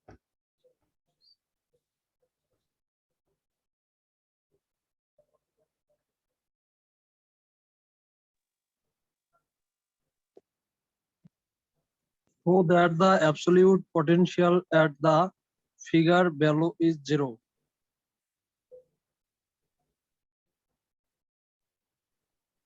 Sir potential point sir P. আচ্ছা আমি বলি, একটা ফিগার দিছে, ফিগার দিয়ে বলতেছে কি জি স্যার। দেখাইতে হবে, শো দ্যাট, মানে দেখাও অ্যাবসলিউট পটেনশিয়াল এট পয়েন্ট পি। এই যে ফিগারটার মধ্যে একটা পয়েন্ট পি দেখতেছি, জি সেই স্যার। পি পয়েন্টে পটেনশিয়ালের মানটা 0, এই বি জায়গা পি পয়েন্টের জায়গাটাতে পটেনশিয়ালের মানটা 0, এটা প্রমাণ করতে হবে। এরকম একটা ফিগার দিয়ে দিছি, ওকে। নিচে ফিগারটা, এবার ফিগারটার দিকে আমরা ভালো করে তাকাই। ফিগারটার এই পাশে একটা প্লাস কিউ চার্জ দেওয়া আছে, এই পাশে একটা মাইনাস কিউ চার্জ দেওয়া আছে, ঠিক আছে? এবং এই দুইটা চার্জের যোগ করে এখানে যদি অর্ধাঅর্ধি ধরি, এটা থেকে এই সাইডটায় ভি দূরত্ব, এই সাইডটায় ভি দূরত্ব, এই লম্ব দূরত্ব হচ্ছে এ, এগুলো দেওয়া আছে ফিগারে, তাই না? আচ্ছা, এবার আমরা পটেনশিয়ালের ইকুয়েশনটা যদি আবার একটু খেয়াল করি, পটেনশিয়াল বের করতে হলে আসলে আমাদের বেশি কিছু লাগে না। কি কি লাগে? কিউ বাই আর, কে তো কনস্ট্যান্ট, কিউ দরকার আর দরকার, ঠিক আছে? এই দুইটা জিনিস দরকার। তো এখন আমার এই পি পয়েন্টে পটেনশিয়াল বের করতে বলছে, তাহলে পি পয়েন্টে পটেনশিয়াল, এইখানে একটা চার্জ আছে, তাহলে এই চার্জের জন্য একটা পটেনশিয়াল হবে প্লাস চার্জের জন্য, তাহলে পি তে এই নিচের দিকের প্লাস চার্জের জন্য একটা পটেনশিয়াল পাবো, আর এই পি তে এই নেগেটিভ চার্জের জন্য একটা পটেনশিয়াল পাবো, ঠিক আছে? তাহলে পি তে প্লাস চার্জের জন্য একটা পাবো, মাইনাস চার্জের জন্য একটা পাবো, আর এই দুইটাই আমাদের বের করতে হবে। বের করে আমাদের যোগ করতে হবে, যোগ করে দেখবো শূন্য হয় কিনা। যদি শূন্য হয় তার মানে ঠিক আছে, হয়ে গেছে। শূন্য না হইলে তার মানে আমার হয় নাই। বুঝা গেছে ম্যাথটা আপাতত একটু পর্যন্ত? জি স্যার। স্যার এর পর্যন্ত বুঝতে পেরেছি। ওকে, একটু পর্যন্ত বুঝলে এবার আগাই। এবার মনে করেন শুধু প্লাস চার্জের জন্য, সেটা প্লাস যেটা সেটার জন্য আগাই। তাহলে আমরা পটেনশিয়ালের ইকুয়েশনটা তো জানি এরকম, কে কিউ বাই আর, তাহলে কিউ হচ্ছে আমার প্লাস কিউ এই প্রথমটার জন্য, আমরা এখন এটা দেখতেছি। তাহলে প্লাস কিউ আর, আমার এখানে আর কত কে বলতে পারবেন দেখি তো? এই প্লাস চার্জের জন্য আমার আর কত হবে? স্যার দূরত্ব এ আছে sir. Sir P Q, Q, হ্যাঁ পি কিউ বলছেন, সে ঠিক বলছেন, পি কিউ। পি কিউ তো আমার এটা ভ্যালু বের করতে হবে। আচ্ছা, এটা হচ্ছে কি দেখেন, এটাই এখানকার বুদ্ধির ব্যাপার। শুধু এই আমাদের দূরত্বটা হচ্ছে কিন্তু আসলে এই লাইনটা, এটা হচ্ছে আমাদের দূরত্ব, ঠিক আছে? তো এটা আমাদের আর আর কি। এখন এটা আমরা বের করবো কিভাবে? এটা হচ্ছে একটা সমকোণী ত্রিভুজের অতিভুজ। দেখেন এটা একটা সমকোণী ত্রিভুজ না? সমকোণী ত্রিভুজ, এটা হচ্ছে অতিভুজ। সে অতিভুজ কি হয়? অতিভুজ হচ্ছে ভূমি স্কয়ার প্লাস লম্ব স্কয়ার এরকম স্কয়ার রুট। পিথাগোরাসের উপপাদ্য মনে আছে? জি স্যার।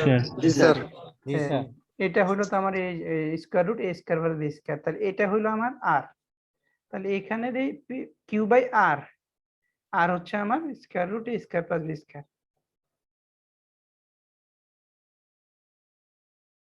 ঠিক আছে? তাহলে ভি মাইনাস, ভি মাইনাসেরটা এবার কে বলবেন বলেন? এবার তো একদম চোখ বন্ধ করে বলা উচিত। শুধু মাইনাস হবে স্যার। কিউ এখানে মাইনাস হবে সব স্যার। ঠিক থাকবে, মাইনাস হবে শুধু। জি স্যার। মাইনাস কিউ হবে স্যার। Very good. আর নিচে আর কত হবে? Root over A square plus B square. Okay, তাহলে এখন এই দুইটা যোগ করব, যোগ করলে শূন্য হয়ে যাইলে তো হয়ে গেল, তাই না? দুইটা যোগ করলে তো শূন্যই হবে, শুধু এখানে প্লাস আছে এখানে মাইনাস আছে, এই দুইটা যোগ করলে তো শূন্য। প্লাস মাইনাসে মাইনাস হয়ে যাবে। সো আমরা দেখেন করা আছে এখানে সব, এই যে প্লাসের জন্য করলাম বের করলাম, মাইনাসের জন্য করলাম, for plus charge for minus charge, দুইটা যোগ করলাম, দুইটা যোগ করলে এটা শূন্য হয়ে যাবে। জি স্যার ঠিক আছে। তো পরীক্ষা কি হবে? পরীক্ষা দেখা যাচ্ছে কি আপনাকে এখানে এ বি আছে, পরীক্ষা দেখা যাচ্ছে ভ্যালু দিয়ে দিলাম, এখানে এ না দিয়ে বললাম যে 2 সেন্টিমিটার, এখানে 3 সেন্টিমিটার দিলাম, তাহলে এরকম সমস্যা হবে করতে? আমি এখানে না 2 স্যার। দিলাম, এখানে 2 দিলাম, এখানে 3 দিলাম, না এখানে স্যার সমস্যা হবে না স্যার। আরো ফর্মুলা আরো বুঝতে পারলে সমস্যা হবে না স্যার। আরো সহজ। তাহলে এখানে 2 আর 3 তার এভাবে ভ্যালু দিলে তো মানে আর এর মানটা সরাসরি বেরিয়ে হয়ে গেল। আর মানে সরাসরি বের হয়ে যাবে, তখন সেটা আরো মানে একদম ডিজিট আকারে আনসারটা আসবে, ঠিক আছে? তো এখানে 2 দিলাম 3 দিলাম, তাহলে এটা কত হবে বলেন তো? Sir root over 3 square square plus 3 3 square. 3 square plus 2 square বা 2 স্কয়ার প্লাস 3 স্কয়ার, যেটা বলে না কেন সেটা, জি স্যার। এটা কত জি হবে? স্যার। এটা 2 square plus 6 square. 2 square plus 6 square. তো এরকম অঙ্কের দিকে তাকাইয়া যেই ধরনের আসছে ওই দিকে তাকাইয়া সুন্দর করে করতে হবে, ঠিক আছে? আর নিজে নিজে করার চেষ্টা করবেন, নিজে ক্লাসে বুঝবেন, দেখবেন যে নাম্বার ভালো পাবে। ওকে, সো শেষ তো এখানে পটেনশিয়ালে এটা শেষ, এখানে আরেকটা আছে এটা। তো আগামী ক্লাস থেকে আমরা ক্যাপাসিটর থেকে শুরু করে ক্যাপাসিটর, ডাইরেক্ট ক্যাপাসিট্যান্স, ওইসব ব্যাপারগুলো পড়বো।